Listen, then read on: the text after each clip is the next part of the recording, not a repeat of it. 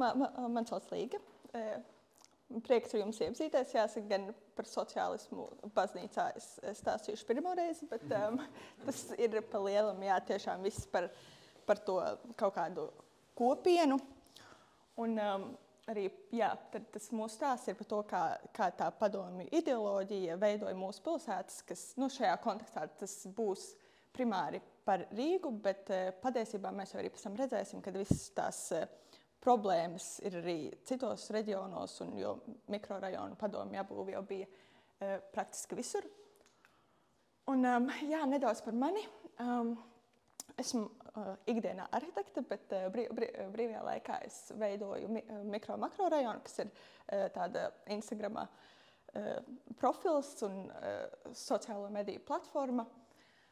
Tas aizsākās, tad, kad studēju Skotijā, es rakstīju savu maģistra darbu tieši par mikrorajoniem, un tajā laikā bija Covid, un man nebija iespēja atbraukt, uzņemt kaut kādas bildes, un es sāku prasīt draugiem un paziņām, lai man viņas atsūta un padalās, un tad tas kaut kā izauga šajā Instagram profilā, kur šobrīd primāri ir jāsaka gan, ka manas bildes, bet tas mērķis ir atļaut cilvēkiem vai palīdzēt cilvēkiem saskatīt to interesanto savās apkaimēs, palīdzēt varbūt iepazīties ar to vēsturi.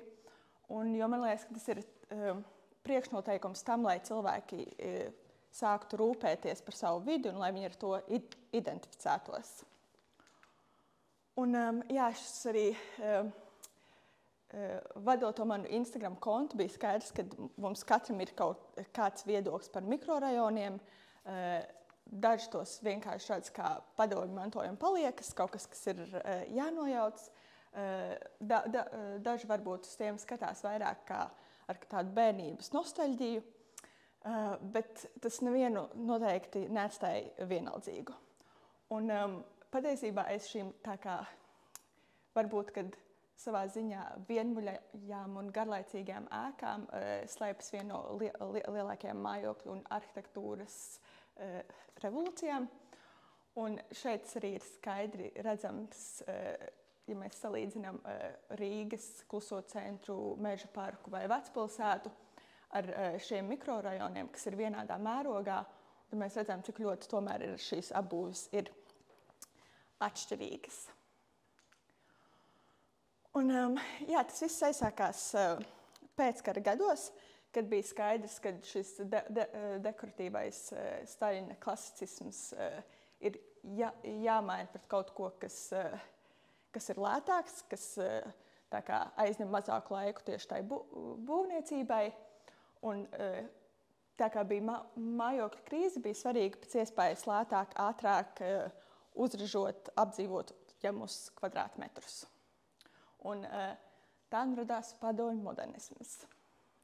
Bet, jā, man tas uzsvers ir uz padomju, jo kaut vai citas valsts arī mēģināja šo pēckara mājokļu krīzi atrisināt ar modernismu. Pie mums tas bija vienīgais pieļaujamais arhitektūras stils. Tas nepastāvēja blakus kaut kam citam. Un, jā, tas bija vienīgais pieļaujamais. Un tas arī atšķirās nedaudz ar to tā kā laika grafiku, jo šeit ir atzīmēts šī ASV dzīvojumu un namu kompleksu Pruitt-Aigo nojaukšanas gads, ko daudz uzskata par modernisma nāvi, bet ir tā kā šeit redzams, ka mēs vēl ilgu laiku turpinājām izmantot modernismu. Kaut gan jāsaka, kad jau 70. 80. gadu beigās, kad jau mēs ļoti aktīvi centāmies kaut kā pielietot vairāk kaut kādas dekorācijas vai kaut kādā ziņā mēģinām cīnīties ar to homogēno vidi.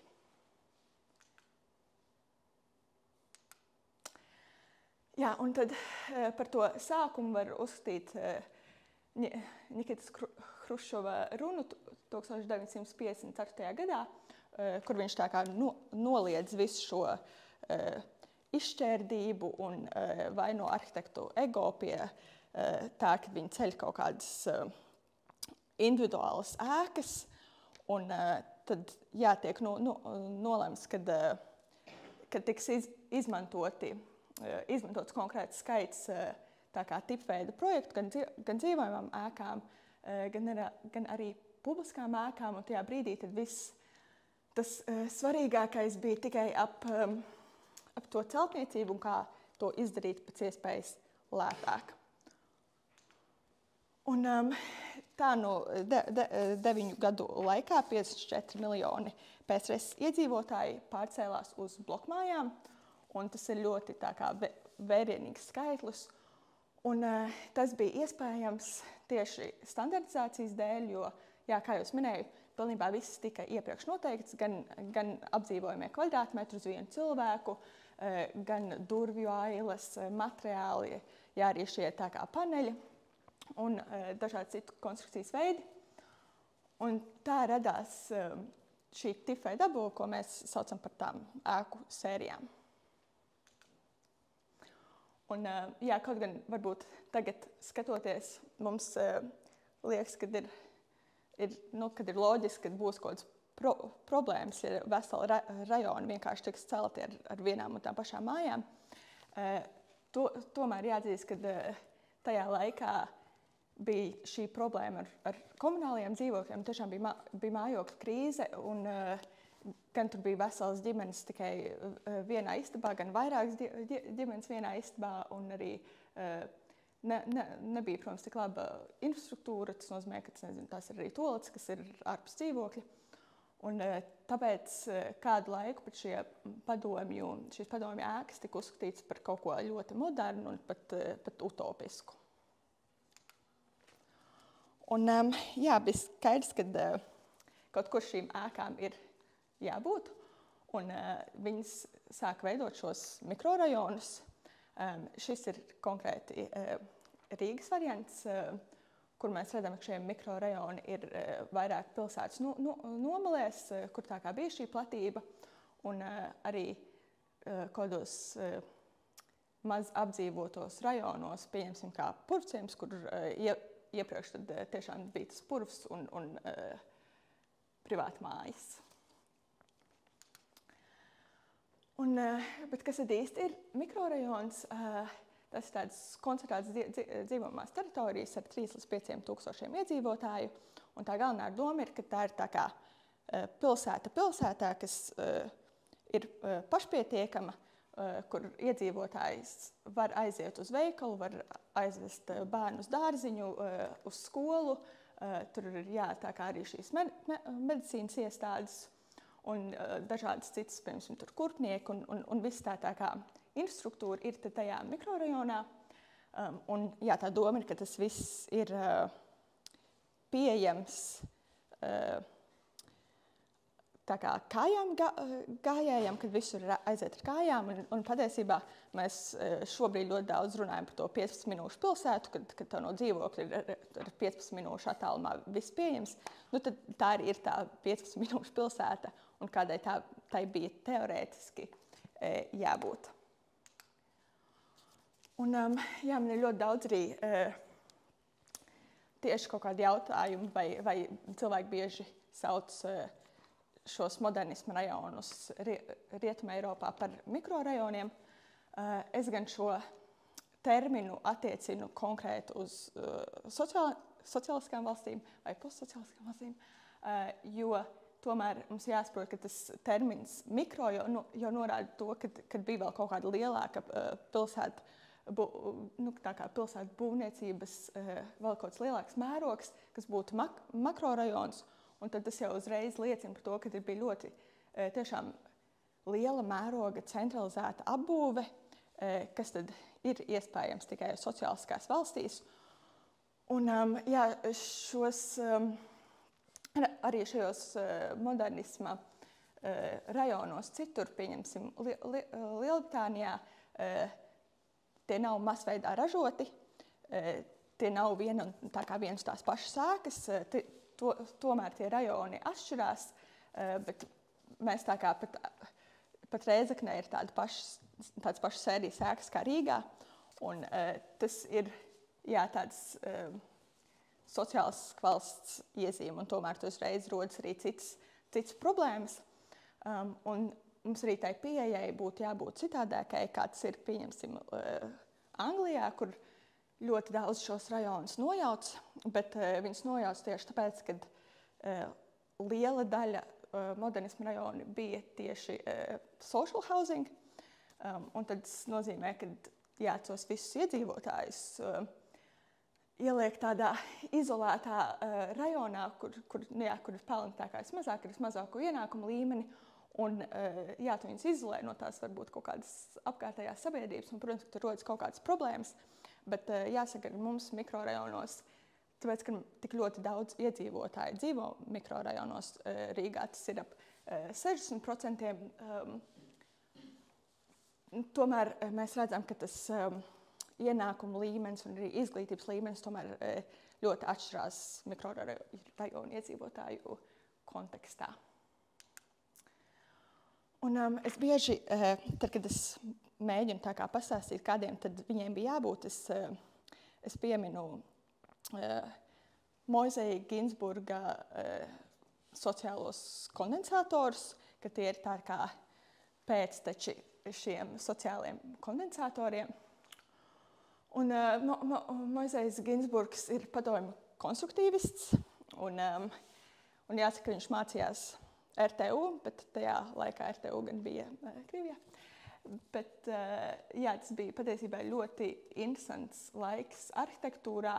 Tas bija tieši pēc revolūcijas laiks, un arhitektiem bija jāatrod pilnīgi kaut kāds pilnīgi jaunas formas, jauns veids, kā cilvēkiem dzīvot. Ir jauna ideoloģija, ir jauna kārtība, un viņi centās tā kā izdomāt, kā tad būs dzīve tiem cilvēkiem sociālistiskā valstī, un ko tas vispār nozīmē pilsētā. Un jāsaka, ka daudz no šiem projektiem bija ļoti ambiciozi, un daudz tie bija papīra projekti, jo tajā laikā, protams, ka pietrūka līdzekļi. Bet tāpat tās idejas ir ļoti interesants, un no viņām tā kā iedvesmojas joprojām. Un, pieņemsim, šeit jūs redzat Lisicki Cloud Iron Towers, kas ir tā kā šie horizontālie debesskrāpji, kas it kā tiek ievietoti lielos satiksmes mezglos, un kad tas tā kā atvieglotu to kaut kādu satiksmi un atvieglot arī to piekļuvi mājoklim. Un, šeit mēs redzam arī uzbūvētus tiešām projektus, un šeit jāpiemina arī Gustavs Klucis, kurš mums visiem pazīstams. Un tajā laikā tas viss tomēr, gan tā māksla, gan tā arhitektūra gāja roku rokā, kā tas bija bieži modernismā tieši. Un jāsaka gan, kad tas pats, kas notika ar Gustavu Kluci, notika ar vēl daudziem citiem konstruktīvistiem, jo pēc režīma maiņas tas vairs nebija pieņemami vai aktuāli.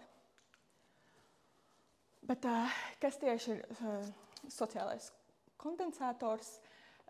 Moisejs Ginsburgs personīgi risināja tieši to mājokļu jautājumu, tieši kā būtu arī tā sadzīve sociālismā, un šis termins ir aizgūs no elektriskā kondensatora, kas tā kā apzīmē to sabiedrības šokēšanu un pārēju tajā sociālismā. Un tajā pašā laikā tam būtu vienkārši jāveicina tā kā socializēšanās.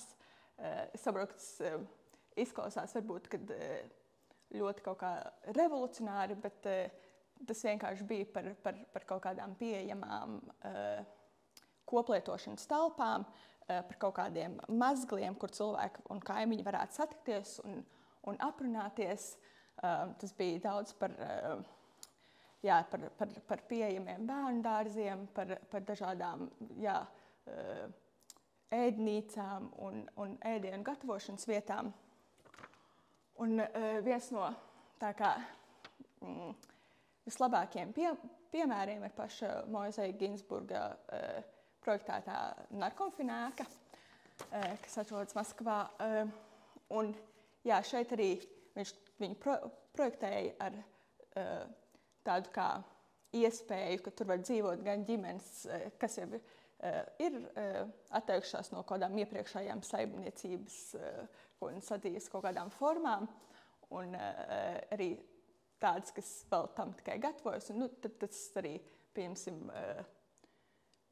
nozīmē kaut kādu, kur ir lielāka vai mazāka virtuve, un kurš ir gatavs visu laiku izmantot to ēdīcu. Un tādā ziņā, un šeit arī šeit šie dzīvokļi, un šeit ir tāds kopīgs bloks tajā ēkai, kur ir bērnu dārzs, kur ir kaut kādas sporta zāles, kur ir veļas mazgātavas, kur ir tādas sabiedriskas vietas. Un, kas ir ļoti interesanti, viņš arī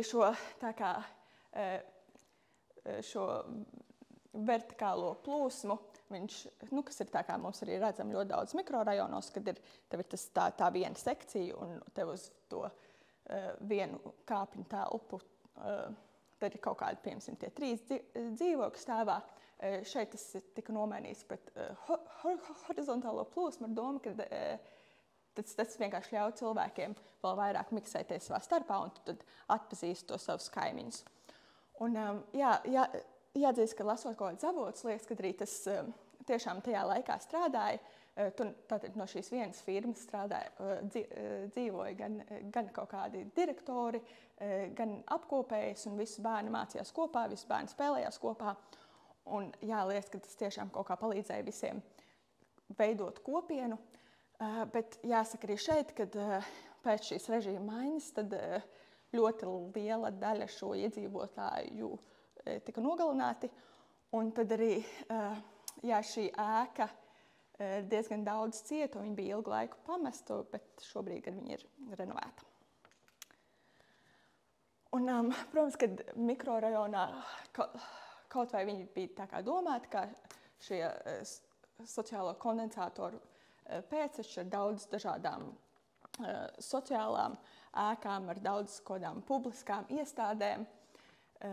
Tur, protams, ka bija ļoti daudz problēmas tajos, bet jāsaka, ka, manuprāt, šobrīd mēs tajās problēmās varbūt negribam iedziļināties, kad mums liekas, ka tā galvenā problēma ir tieši tas siltuma zudums, un kad mēs varam šo iedzīvotāju dzīvi uzlabot tīri ar kaut kādu nosiltināšanu, bet patiesībā tur tiešām ir daudz tādas sociālas problēmas, un ar to siltināšanu tu galu galā nevari kaut kā tiešām uzlabot tā iedzīvotāja ikdienas dzīvi vai arī kaut kā to dzīves telpu.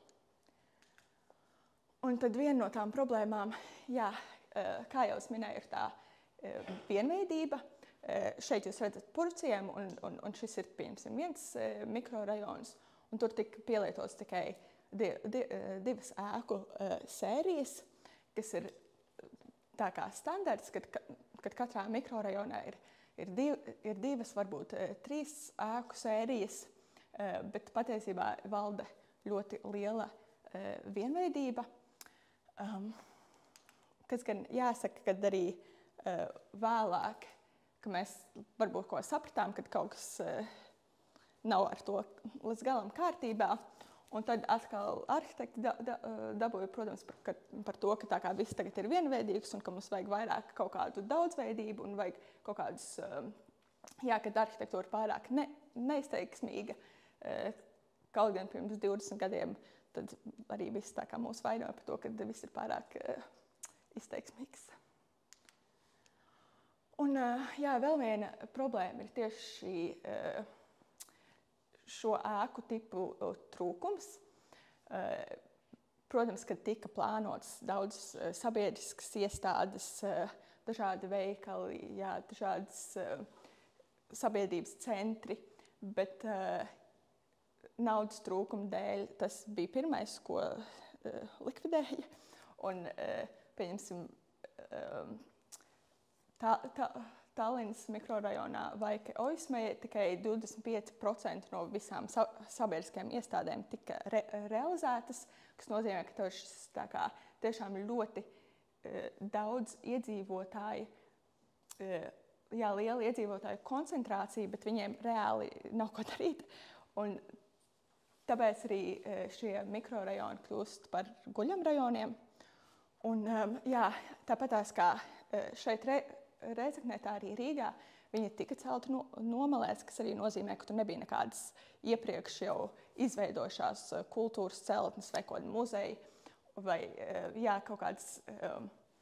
kaut kas, kur cilvēki dotos, un tad arī tajos laikos mēs tādas nozīmīgas vietas tur arī nebūvējām. Un tagad arī viņi ir vairāk kā kaut kas, kur mēs esam tikai caurbraucot, nekā kaut kāds galamērķis. Un šeit ļoti labi var redzēt šīs zilās ēkas, kas ir jaunie dzīvojamie nami, kas tā kā privatizācijas laikā, pēc privatizācijas, tad pat tajās vietās, kur it kā cilvēki varēja socializēties, kas bija šie iekšpagalmi, viņš tāpat tās aizbūvēja ciet, un tagad viņi ir pilnīgi norobežoti. Un, bija domāts, kad šie iekšpagalmi aizstātu ielu kā sociālu telpu, bet tas īsti neizdevās, jo tas vairāk tā kā šobrīd viņi kļūst par netelpu, tur nav konkrēta robeža, kur sākas publiskais, kur sākas privātais, viss ir kaut kāds teorētiski kopīgs, un tāpēc neviens īsti negrib arī par to uzņemties atbildību.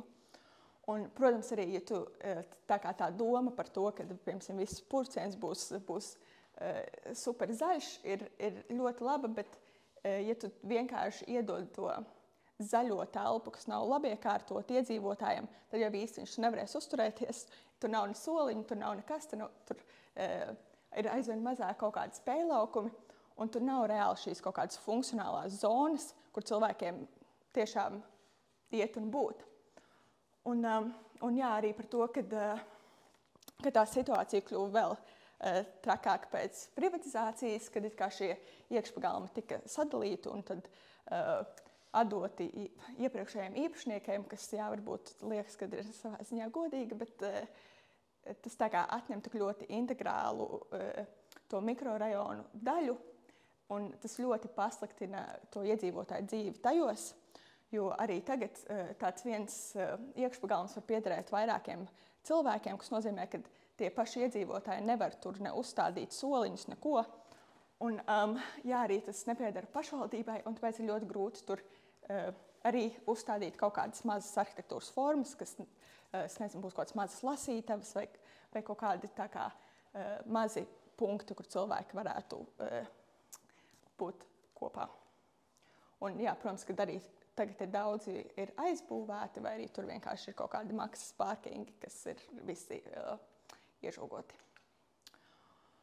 Un tad vēl viena lieta, ko noteikti jāpiemina, ir tā piespiedu kopā būšana, kas bija novērojama mikrorajonos. Es, pieņemsim, arī uzaugu Hruščovkā, un es dzirdēju visu, ko man kaimiņi dara, pat es to negribēju. Un tas tā kā tev pēc tam, kad tev ir iespēja ar viņiem socializēties, tad tas tev rada tādu vēlmi vairāk izolēties, jo tu par viņiem zini pārāk daudz. Un tad, kad tev ir tā kontrole, tu izvēlies, tā kā paiet garām, pat varbūt nesasveicināties. Un varbūt arī teorētiski šīs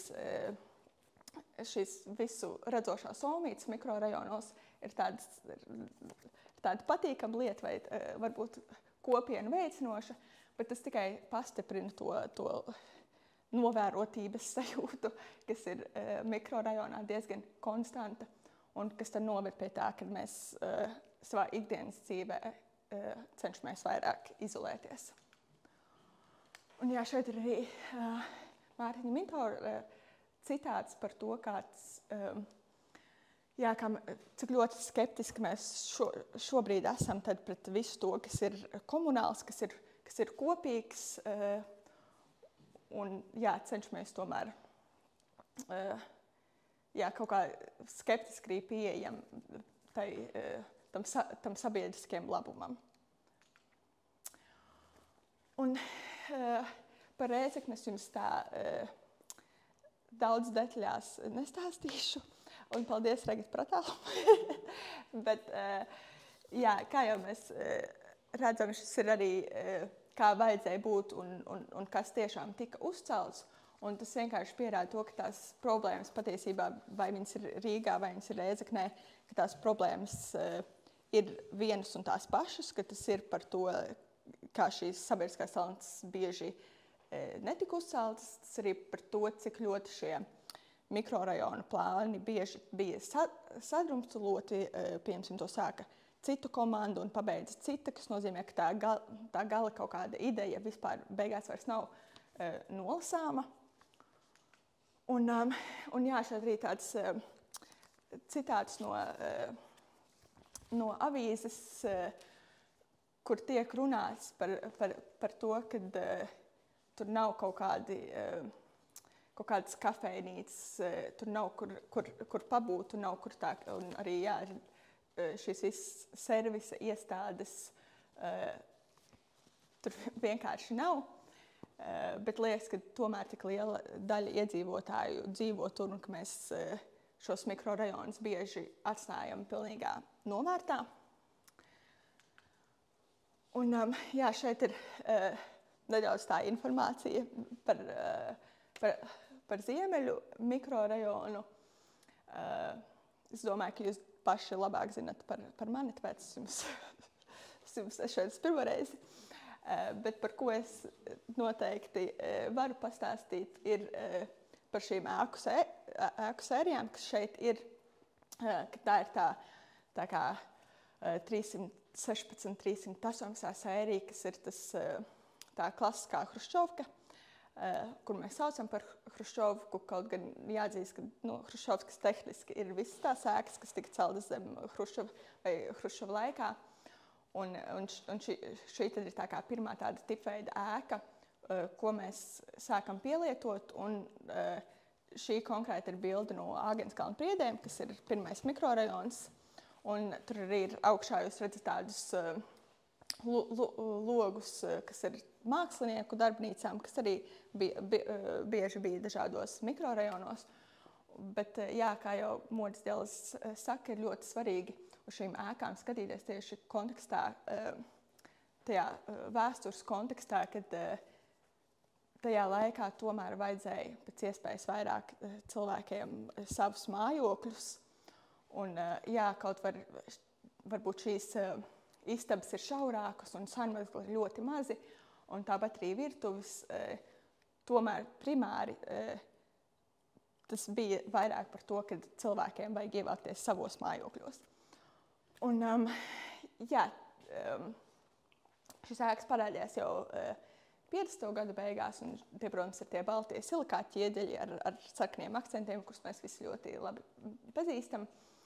Un, kas šeit bija ļoti interesanti, bija tas, kad tā kā tas bija tas laiks pēc komunālajiem dzīvokļiem, un cilvēki centās arī, lai šīs ēkas nekļūst par komunālajiem dzīvokļiem.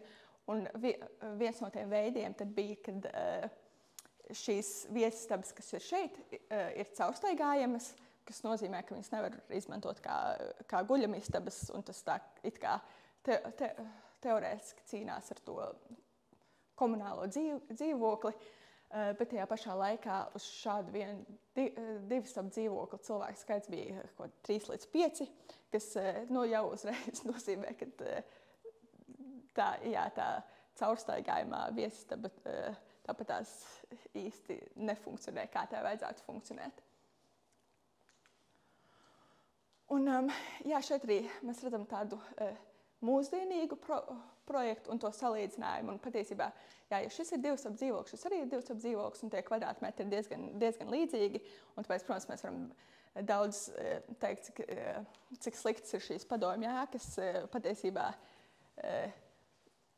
arī šobrīd mums ir daudz kaut kādas ēkas, kur tie kvadrātmetri tad, principā nav uzauguši, bet, protams, ka jau 2 stāvu dzīvoklis nav 5 cilvēkiem. Un, jā, šeit redzams arī vecais lietuviešu projekts, jeb 467. sērija.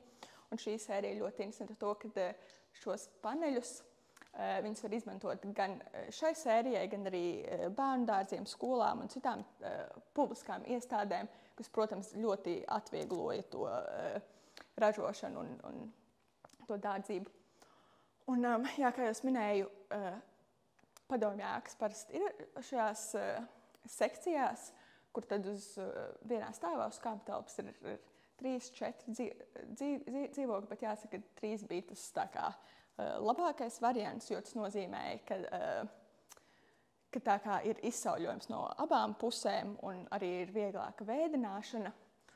Un, jā, šeit jūs arī redzat tā kā salīdzinājumā plānu šai sērijai, un šeit jau parādās balkoni, šeit tiek atdalīti sanmezgli, un arī nedaudz mainās tās platības. Un šī sērija ir no 60. gadu sākuma, un tāpat kā hruščovkām, šeit ir diezgan viegli viņu pārplānot, jo daudz no tām iekšējām sienām nav nesošas, gan pašam neko nevajag darīt, bet jā, tas ir daudz vairāk kaut kādas iespējas pārplānot nekā, pieņemsim, 602. sēriju, kas ir, purvciems. Un tad, jā, pēdējā no tām ir šī 103. sērija, kas ir diezgan populāra, un, jā, viņi ir ļoti atpazīstami ar šīm ķieģeļu šķērsienām. Un arī tas konstruktīvais veids bija iemesls, kāpēc viņas varēja kaut kā nobīdīt un vairāk ar tām ēkām spēlēties, un tad tie mikrorajoni vairs nebija tik vienmuļi. Un šo sēriju patiesībā ļoti daudz izmantoja reģionos tieši tā iemesla dēļ, kaut gan viņas bija tad kaut kādas 3 līdz 5 stāvi. Un, jā, šo sēriju projektēja Lidija Plakana ar savu komandu. Viņa ir projektējusi ļoti daudz tipveida ēkas Latvijā. Jā, mēs arī šeit redzam, ka jau sāk parādīties kaut kādas iebūvētās mēbeles, bet tad arī šīs nav vairs šīs caurstaigājumās istabas. Un jā, tagad ir viss vairāk izolēts. Bet tad varbūt kāda jēga vispār ir teikt par šo runāt. Pa lielam jau, lai ko mēs domātu par mikrorajoniem, lai kādas tur šīs problēmas būtu,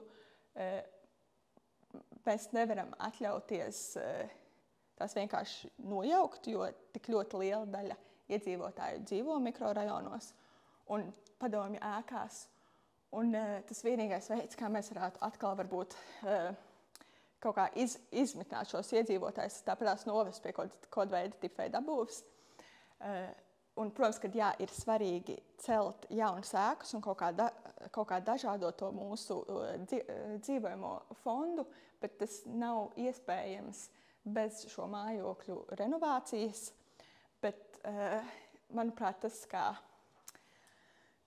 mēs to darām šobrīd ar to siltināšanu, tad tas noved pie tādas pašas vienmuļas pilsētvides. Un, ja tam cilvēkam reāli tas dzīvoklis jau nav uzlabots vai tas iekšpagalms jau nav īsti labiekārtots, viņam vienkārši ir mazāk rēķini, kas ir fajni tā kā īslaicīgi, bet tomēr tā nav kaut kāda ilglaicīga pieeja. Un ir ļoti daudz dažādu veidu, kā šīs ēkas varētu renovēt. Un šeit ir piemērs no Francijas. Un tā ir social housing ēka, ko Lakton un Vasal birojas renovēja. Un tā ir tā pati fasāde, kur tā kā ir šie garinie balkoni, kas paplašina to dzīvokļu telpu patiesībā. un tiešām tam iedzīvotājiem ir kaut kāds pienesums no tās renovācijas. Un jāsaka, ka šo arī bija iespējams izdarīt tos iedzīvotājus, atstājot savos dzīvokļos. Viņi renovācijas laikā turpināja tur dzīvot. Un, bet šis tāds piemērs vienkārši, lai mēs saprastu, ka ir opcijas, kā šo tālāk darīt. Bet patiesībā šobrīd liekas, ka mēs vēl vairāk kaut kā izolējam tos mikrorajonu iedzīvotājus, bet ir jāmeklē veids, kā iedzīvotājus izglītot par mikrorajoniem, par to vēsturi, jo tiešām ir jāidentificējās ar savu vidi, lai tu gribētu viņu uzturēt un kaut ko tur mainīt. Un tas nav mans viss. Paldies! Super, paldies tev. Paldies. Varbūt kādi jautājumi? Jā. Tu minēji par to, ka mikrorajonus mēs tā īsti varam attiecināt tikai uz, tu teici, Padomju Savienību, kas varbūt teikt plašāk austrumu bloka valstīm. Jā, sociālismu valsts. Jā. Bijušajā Dienvidslāvijā. Bet kā tev izskatās, piemēram, Vīnes social housing rajoni? Jā, man tas, man liekas, ka tas ir bišķiņ kaut kas cits. Arī, protams, tas Francijas piemērs bija social housing. Man liekas, ka ir labi, ka mēs varam kaut kādus šos tā kā apskatīt šos citus renovācijas piemērus no tām valstīm arī, bet mums arī jāsaprot, ka tas mērogs, kas ir mums, ir daudz lielāks nekā tas mērogs, kas ir tur.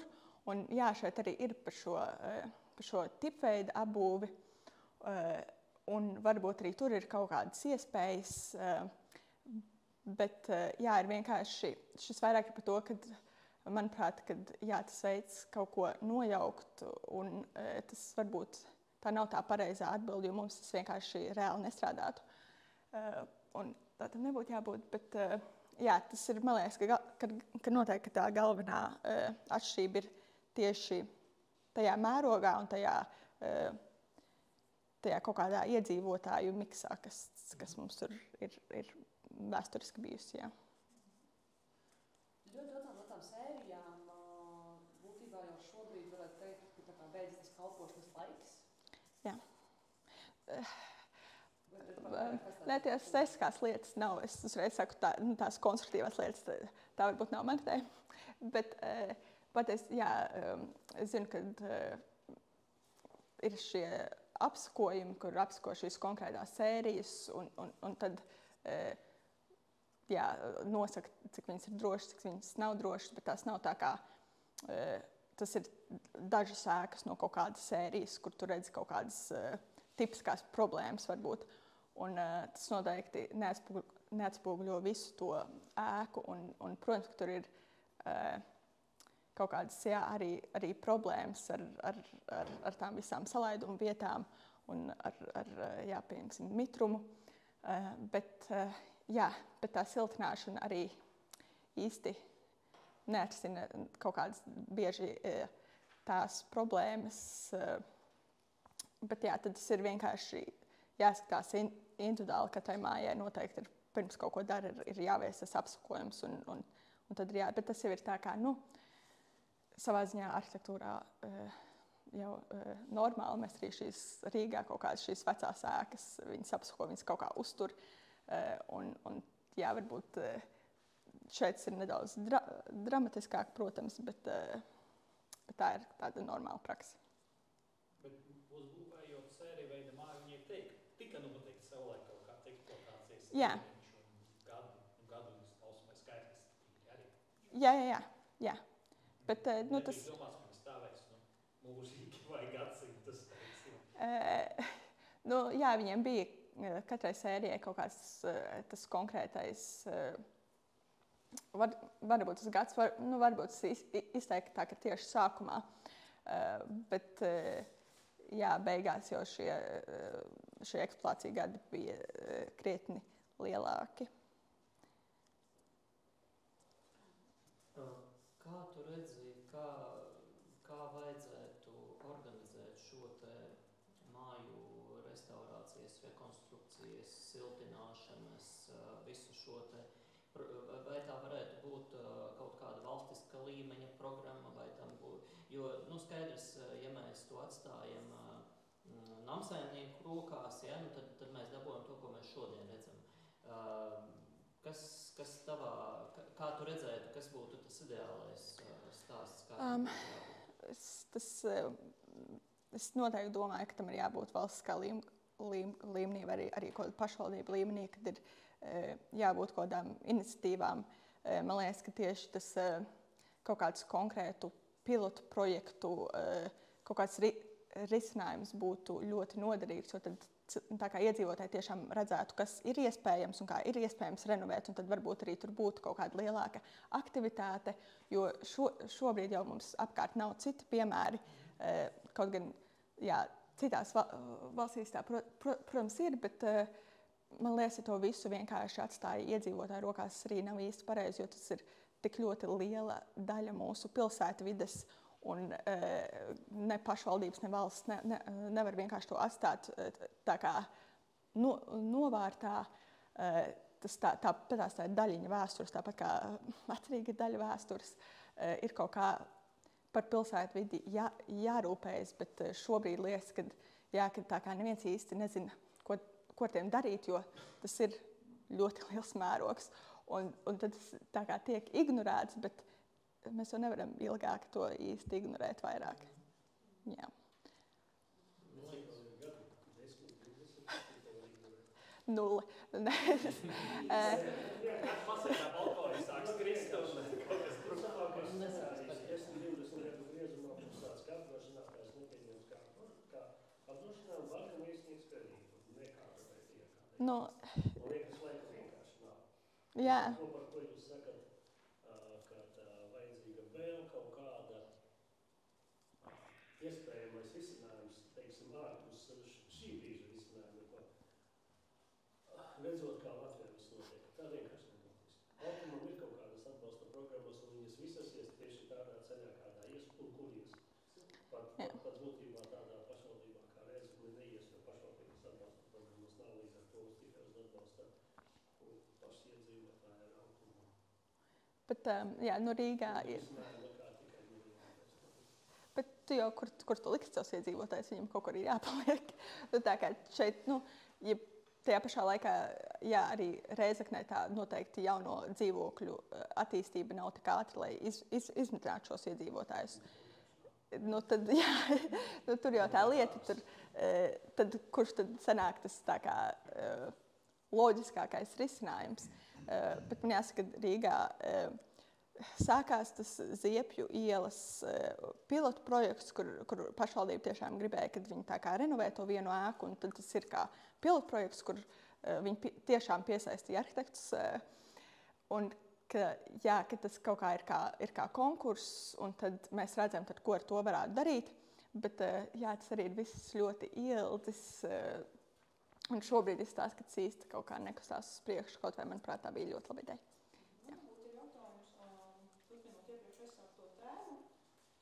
Principā es zināms, ka Eiropas Savienība plāno nākotnē atvēlēt lielākus līdzekļus tieši dzīvojamo ēku un novecojušo dzīvojamo ēku renovācijai un rekonstrukcijai.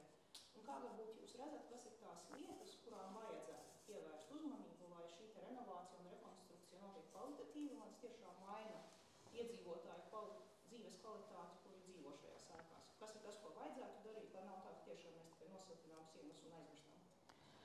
Manuprāt, ļoti tā kā tas varbūt arī būtu viens no tiem kaut kādiem sākuma un lētākiem risinājumiem, ka mēs to darām kaut kādā kvartāla kontekstā, un ka tas ir arī ar tiem iekšpagalmiem, ar tām zaļajām teritorijām, jo tā ir kaut kāda, tur ir ļoti liels potenciāls, ko mēs neizmantojam. Jā, tieši šīs zaļās teritorijas, kaut kādas mazas arhitektūras formas, kas, jā, tas nav varbūt super ilgaicīgs risinājums, bet tas ir ļoti vajadzīgs šobrīd, līdz varbūt rodas tad kaut kādi konkrēti, es nezinu, konkrēti veidi, kā tad šīs ēkas renovēt. Bet ir arī, protams, ja skatās tālāk, tad ir šie dažādie fasādes risinājumi ar šiem balkoniem, vai arī tas ir apvienojot kaut kādus konkrētus dzīvokļus, bet tas jau, protams, ir daudz grūtāk. Jo tad, bet ir dažādi veidi, kā to darīt, bet mums kaut kur ir jāsāk, un tad noteikti tā teritorija arī ļoti svarīga tā daļa. Un arī man liekas, ka tie kaut kādi tās sabiedriskās celtnes šos mikrorajonos ir ļoti vajadzīgas, un ar to arī tā kā pilsētai pie tā arī būtu jāpiedomā, jo savādāk tie jau turpinās vienkārši būt par guļamrajoniem.